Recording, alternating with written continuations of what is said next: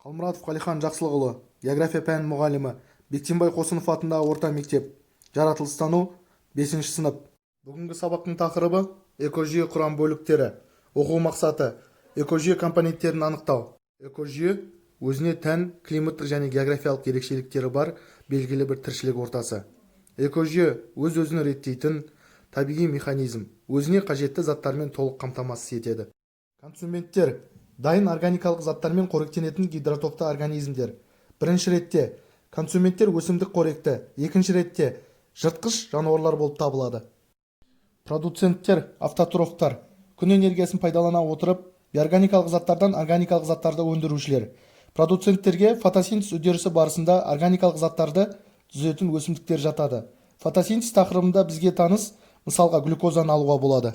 Редуценттер, сапрофиттар, ыдыраушы топ, органикалық қосылыстарды минералды қосылыстарға дейін ыдырататын организмдер, яғни қалпына келтірушілер. Редуценттер ыдырау нәтижесінде бөлінетін энергия есебімен тіршілік етеді. Олар топырақты минералды заттармен байытады. Себебі нәрауыздан майлармен көмірсулар азотқа, көміртекке, сутекке, оттекке ыдырайды. Ал оқушылар, келесі суретке назар аударып, тапсырма орындаймыз. Сызбаға ұяшықтардың номерлерін енгіземіз. Үй жұмысына келесі сабақта экожүйе тақырыбында ссылка бойынша видеоны көріп, өз ойларыңды айтасыздар. Осымен сабақ аяқталды. Рахмет, сау болыңыздар.